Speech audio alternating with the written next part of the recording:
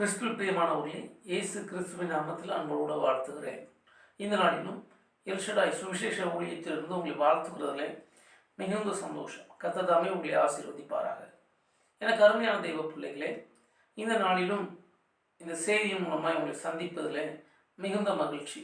கர்த்தர் உங்களை ஒவ்வொரு நாளும் நடத்துவாராக.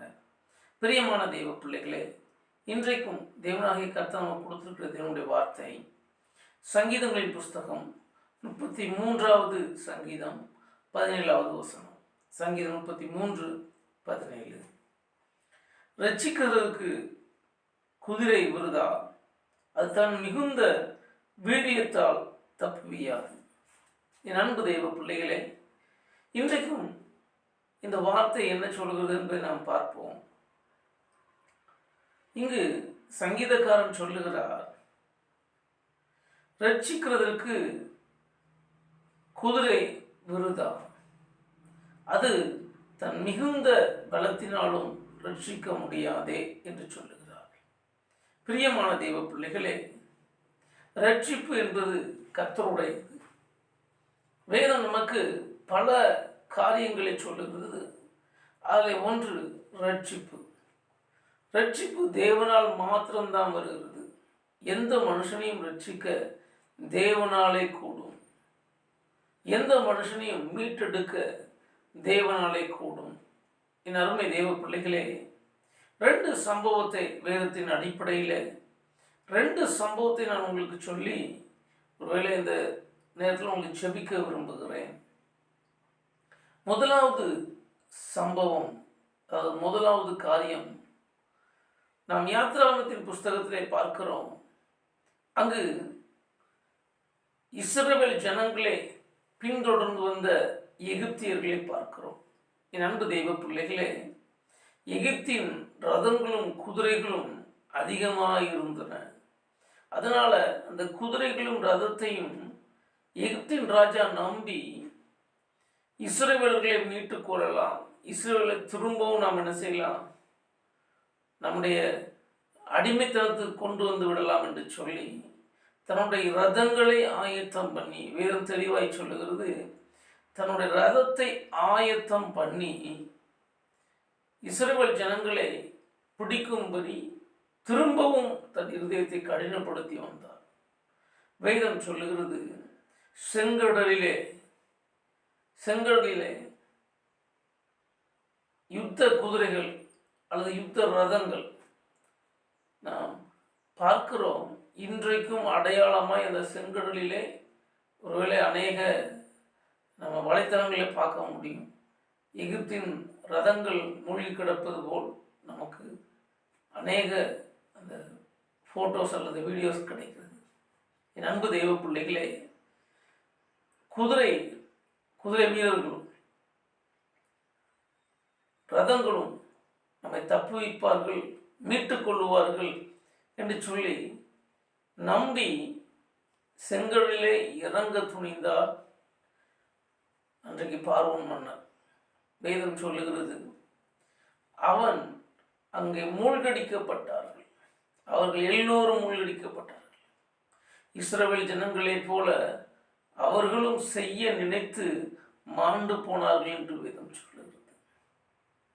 நம்மிடத்தில் வேகமாய் ஓடுகிற குதிரை இருக்கிறது, வேகமாய் போய் மனுஷர்களை பிடித்து கொள்ளலாம் என்று சொல்லுகிற அந்த மனிதருடைய நிலை என்ன ஆயிற்று?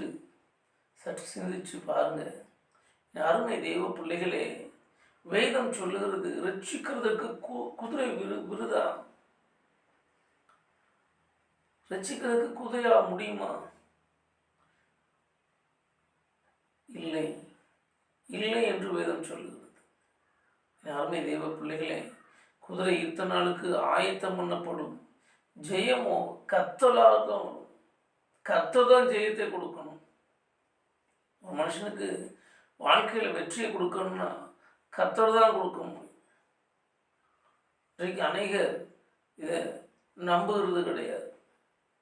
அநேகருடைய வாழ்க்கையில் இதை நம்புகிறது கிடையாது. நான் நினச்சா முடிச்சிடுவேன், நான் நினச்சா சாதிச்சிருவேன், என்ற இந்த பொருள் இருக்கிறது, இந்த பணம் இருக்கிறது, இந்த அதிகாரம் இருக்கிறது, நான் நினைத்தால் எது வேண்டாலும் செய்ய முடியும். இப்படி பல சூழ்நிலைகளில் குதிரையை நம்புகிறது போல இன்றைக்கு மனிதர்கள் அநேகரை நம்புகிறதை பார்க்கிறோம். என் அருமை தேவ பிள்ளைகளை ரட்சிக்கிறதுக்கு குதிரை விருதா? எனக்கு அருமையான தெய்வ பிள்ளைகளே, உங்களுக்கு எத்தனையோ சாட்சிகளை சொல்ல முடியும். ஒரு மனிதனை நம்பி அல்லது செய்கிற தொழிலை நம்பி போன மனிதர்கள், கைவிடப்பட்ட சூழ்நிலை, பின்பு தேவனிடத்தில் வந்தவர்கள் எத்தனையோ முடியும் என்று சற்று சிந்தித்து பாருங்க. இன்னைக்கு நான் எதை நம்பி இருக்கிறேன்? நான் செய்கிற வேலை என்னை காப்பாற்றும் அப்படின்னு நினைக்கிறீங்களா? அல்லது நான் செய்கிற காரியம் என்னை காப்பாற்றும்னு நினைக்கிறீங்களா? என்ற பலன் என்னை காப்பாற்றும்? அன்பு தெய்வ பிள்ளைகளை, ரட்சிக்க முடியாது, காப்பாற்ற முடியாது. காரணம், தேவன் ஒரு மனுஷன் மேல் அனுக்கிரகம் வைக்கணும். தேவன் ஒரு மனுஷன் மேல் நம்பிக்கை வைக்கணும். அப்பந்தான் காப்பாற்ற முடியும். எனக்கு அருமையான தெய்வ பிள்ளைகளே, சற்று யோசித்து பாருங்க. உலகத்தில் ஒரு பெரிய நடனத்தில் பெரிய ஒரு மனிதன் என்று சொன்ன மைக்கேல் ஜாக்சன் தன்னுடைய நடன அசைவுகளில் பயங்கர நம்பிக்கை வைத்திருந்தார். ஆனால் 50வது வயதில் அசைவற்று போனார்.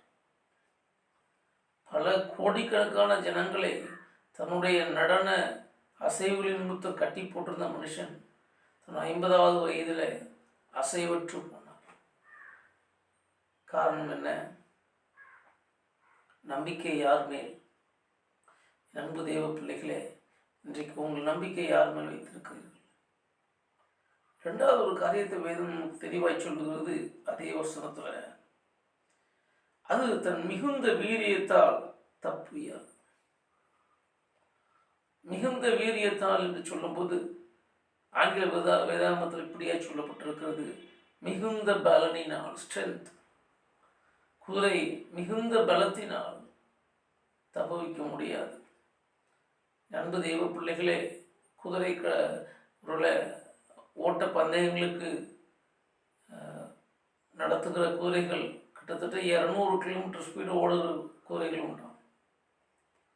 அது தன் மிகுந்த பலத்தினால கூட ஒன்றும் செய்ய முடியாது. இன்றைக்கு எனக்கு அருமையான தெய்வ பிள்ளைகளே, ஒரு காரியத்தை வேதம் நமக்கு சொல்லுகிறது. யோசபாத் என்கிற ராஜா தன்னுடைய மிகுந்த பலத்தோடு கூட யுத்தத்திற்கு போகிறார். யோசபாத் ராஜா தன்னுடைய படைகளை நம்பி போகிறார். என்னிடத்துல படை இருக்கிறது, பலம் இருக்கிறது, நான் எதிரிகளை வெல்ல முடியும் என்று சொல்லி போகிறார். வேதம் சொல்லுகிறது, யோசபாத் கண்ணீர் விட்டு அழுதான். ஆண்டவரே, நான் சிக்கிக்கொண்டேன், காப்பாற்றும். என் சேனைகள் சிக்கிக்கொண்டது, காப்பாற்றும்.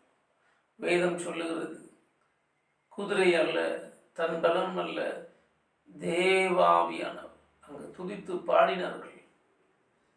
அங்கு வேதம் சொல்லுகிறது, என் அருமை தெய்வ பிள்ளைகளே, தேவ ஆவியானவர் அங்கு அசைவாடினார். குதிரை யுத்தம் இல்லை, ஒருவருக்கு ஒருவரை வெட்டுண்டுள்ள செய்தார். குதிரையினால் அங்கு ஜெயம் வரல. தான் நம்பியிருந்த படைகள்னால், நம்பின படையை கூப்பிட்டுட்டு போனதுனால அங்கே ஜெயம் வரல. அங்கே ஜெயம் வந்ததுக்கு ஒரு காரணம் உண்டு. இயேசு கிறிஸ்து அங்கு வந்தார். என் அன்பு தெய்வ பிள்ளைகளே, இன்றைக்கு உங்கள் வாழ்க்கையில் அநேக காரியங்கள் இப்படிதான் இருக்கலாம். தடைப்பட்டு இருக்கலாம், தடைப்பட்டு கொண்டே போய் கொண்டிருக்கலாம். அநேக உங்களை சூழ்ந்து கொண்டிருக்கிறது போல, பிசாசின் கிரியைகள் உங்களை கட்டி வைத்தது போல சூழ்ந்திருக்கலாம். யோசபாத்தை சூழ்ந்திருந்தது போல, படைகளால் சூழ்ந்திருந்தது போல உங்களையும் அநேக காரியங்கள் இன்றைக்கு சூழ்ந்திருக்கலாம். வியாதி சூழ்ந்திருக்கலாம், பலவீனம் சூழ்ந்திருக்கலாம். ஒன்றே ஒன்று, குதிரையின் மேல் அல்ல, மருத்துவத்தின் மேல் அல்ல, ஒருவேளை உங்கள் ஆஸ்திகளின் மேல் அல்ல, ஐஸ்வர்யத்தின் மேல் அல்ல, உங்கள் பற்றுதலை இயேசு கிறிஸ்துவின் மேலே வைங்க. உங்கள் நம்பிக்கையை இயேசு கிறிஸ்துவின் மேலே வைங்க. வேதம் சொல்லுகிறது, கர்த்தர் தாமை நோக்கி கூப்பிடுற யாவருக்கும் நல்லவராக இருக்கிறார். உண்மையாய் தம்மை நோக்கி கூப்பிடுற யாவருக்கும் அவர் பதிலளிக்கிறார். அருமை தேவ பிள்ளைகளே, இன்றைக்கும் அந்த தேவன் பதிலளிக்க வல்லவராக இருக்கிறார். ஏன் தெரியுமா? எத்தனை வேதனைகளை சூழ்ந்திருக்கிறீர்கள், எத்தனை கஷ்டத்திலும் பாரத்திலும் சூழ்ந்திருக்கிறீர்கள். இன்றைக்கு அந்த பாரமும் கஷ்டமும் உங்களை விட்டு விலகி போகும். இன்றைக்கு அந்த வியாதியின் பிடிகள் உங்களை விட்டு விலகி போகும். அதற்கு நீங்கள் நம்ப வேண்டியது குதிரையின் பலத்தை அல்ல, மனித பலத்தை அல்ல, அல்லது உங்களுக்குள்ள ஒரு பலன் உண்டு, நான் இதை செய்ய முடியும் என்னால் அப்படிங்கிற பலன் அல்ல. ஒன்றே ஒன்று, என் இயேசுவால் எல்லாம் முடியும். நம்பி வாய்களை அழுக்கிட்டு பாருங்க. இயேசுவே, என்னால் ஒன்றும் இல்லைப்பா, எல்லாம் உம்முடைய அன்பினால முடியும், உம்மால் கூடும் என்று சொல்லி பாருங்க. இன்றைக்கு அன்பு தேவ பிள்ளைகளே, நீங்கள் விடுதலையை பெற்றுக்கொள்ளுவீர்கள், நன்மைகளை பெற்றுக்கொள்ளுவீர்கள்.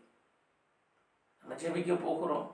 எனக்கு அருமையான தேவ பிள்ளைகளே, என்ன ஆசீர்வாதம் வேணுமோ, என்ன விடுதலை வேணுமோ, எந்த காரியத்தில் நஷ்டப்பட்டு போயிருக்கிறீர்களோ, எந்த சத்ருவினால் சூழ்ந்து ஒருவேளை இக்கட்டான ஒரு நிலையில் இருக்கிற பிசாசு என் சிந்தையை கட்டினது போல் இருக்குது, என்னை சூழ்ந்திருக்கிறது போல இருக்கிறது, எனக்கு ஒரு ரட்சிப்பு உண்டா, எனக்கு ஒரு மீட்பு உண்டா? எத்தனையோ மனிதர்களை நம்பி பார்த்தேன், எனக்கு ஒரு மீட்பு இல்லை. ஆண்டவர் எனக்கு இன்றைக்கு மீட்பு தருவாரா என்று சொல்லி என் அன்பு தேவ பிள்ளைகளே, இந்த காணொலியின் மூலம் கண்டு கொண்டிருக்கிற அன்பு தேவ பிள்ளைகளே, இன்றைக்கு உங்களுக்கு விடுதலை உண்டு. விசுவாசத்தை இயேசு கிறிஸ்துவின் மேல் வைங்க, நம்பிக்கையை இயேசு கிறிஸ்துவின் மேல் வைங்க. வேதம் சொல்லுகிறது, என் அன்பு தேவ பிள்ளைகளே, கர்த்தர் நன்மையானதை தருவார், கர்த்தர் நன்மையானதை தருவார். அவர் தீங்குக்கு அல்ல, நன்மைக்கு அவர் நன்மை செய்கிறாய் சுற்றி திரிந்தார் என்று வேதம் சொல்லுகிறது. விசுவாசிங்க, இன்றைக்கு எனக்கு இயேசு நன்மை செய்வார், இன்றைக்கு இயேசு எனக்கு நன்மைகளை தருவார் என்று விசுவாசிங்க. இப்பொழுது அந்த நன்மை உங்கள் வாழ்க்கையில் நடைபெற போகுது. ஜெபிப்போமா, ஆண்டவர்கிட்ட கேட்போமா? ஆண்டவரே, இன்றைக்கு எனக்கு ஒரு விடுதலை, நான் நம்புகிறேன் உண்மை. இதுவரைக்கும் எத்தனையோ காரியங்களை நான் நம்பியிருந்தேன், மனுஷனை, பொருட்களை, பணத்தை அல்லது ஏதோ ஒரு காரியத்தை, மண்ணுக்குரியவைகள் நம்பியிருந்தேன். இனி நான் அவைகளை நம்புவதில்லை, நான் உண்மை நம்புகிறேன் என்று சொல்லி பாருங்க. இயேசுவை உண்மை நம்புகிறேன் என்று சொல்லி பாருங்க. இன்றைக்கு உங்களுக்கு விடுதலை. ஜெபிப்போமா? கண்களை மூடினோடு கூட இணைந்து ஜெபிப்பீர்களா? அன்பின் பரலோக பிதாவே, உண்மை நோக்கி பார்க்கிறோம் அப்பா, அருமையான இந்த வேலைக்காக உமக்கு நன்றி. இப்பொழுதும் தேவனே, யார் யாரெல்லாம் எங்கள் நம்பிக்கையை நாங்கள் திருப்புகிறோம், குதிரையின் மேலும் ரதங்களின் மேலும் குதிரையின் பலத்தின் மேலும் வைத்திருந்த நம்பிக்கையை நாங்கள் வெறுத்து எங்கள் இயேசுவினிடத்தில் திருப்புகிறோம், எங்கள் இயேசுவினிடத்தில் வருகிறோம் என்று சொல்லி தங்களுடைய இருதயத்தில் இப்பொழுது ஆண்டவரே உம்மிடத்தில் திரும்பி தங்கள் வாயினால் யார் அறிக்கையிடுகிறார்களோ, என் இயேசுவை விசுவாசிக்கிறேன், என் இயேசுவை நம்புகிறேன் என்று சொல்லி இப்பொழுது யார் விசுவாசிக்கிறார்களோ, இயேசுவின் நாமத்தில் அவர்களுக்கு என்ன தேவைகளோ, என்ன விடுதலையோ, என்ன ரட்சிப்போ, எந்த குதிரை கொடுக்க முடியாத, எந்த மனுஷ பலன் கொடுக்க முடியாத, எந்த பொருட்களின் பலன் கொடுக்க முடியாத ஒரு விடுதலையை தேவன் கட்டளையிடுவீராக, கட்டளையிடுவீராக ராஜா. இப்பொழுது சுகம் உண்டாகட்டும், ஆரோக்கியம் உண்டாகட்டும், வேதனைகள் நீங்கட்டும் அப்பா, வேதனைகள் நீங்கட்டும் அப்பா. கர்த்தரை சுகப்படுத்துவீராக, கர்த்தரை பலப்படுத்துவீராக. விசுவாசிக்கிற பிள்ளைகளுக்கு இப்பொழுதே அற்புதம் நடக்கட்டும் இயேசுவின் நாமத்தில், தடைகள் விலகட்டும் இயேசுவின் நாமத்தில். கர்த்தர் பலத்த காரியங்களை செய்யுங்க, அற்புதமாய் நடத்துங்கப்பா. ஒவ்வொரு பிள்ளைகளும் இப்பொழுதும் யாரெல்லாம் தங்கள் பலவீனத்திற்காக ஆண்டவரே பலன் செய்யும் என்று கேட்கிறார்களோ, ஒரு புது பலன் இறங்குவதாக இயேசுவின் நாமத்தில். மாத்திரமல்ல கர்த்தாவே, கடன் பிரச்சனைகள், போராட்டங்கள் விலகட்டும் இயேசுவின் நாமத்தில், புது வழி பிறக்கட்டும். கர்த்தாவே, அப்படி செய்ததுக்காக உமக்கு நன்றி செலுத்துகிறேன். ஒவ்வொரு பிள்ளைகளும் ஆசீர்வதிங்க. என்னோடு இணைந்து செபித்த பிள்ளைகள் விசுவாசத்தோடு வாய்கள் அறிக்கையிட்டு, நான் இயேசுவை நம்புகிறேன், நான் இயேசுவின் மேல் பற்றுதலாக இருக்கிறேன், அவர் எனக்கு செய்வார், அவரே என் பலன் என்று சொல்லுகிறவர்களே கர்த்தர் விடுவித்தவர்களுக்கு இயேசுவின் நாமத்தில் பிதாவே, ஆமென். எனக்கு அருமையான தேவ பிள்ளைகளே, கர்த்தர் நம்முடைய ஜெபத்தை கேட்டிருக்கிறார். மாத்திரமல்ல, இன்றைக்கு நீங்கள் விடுதலையை பெற்றுக்கொண்டீர்கள். விசுவாசியுங்கள், கர்த்தர் பெரிய காரியங்களை செய்வார். God bless you.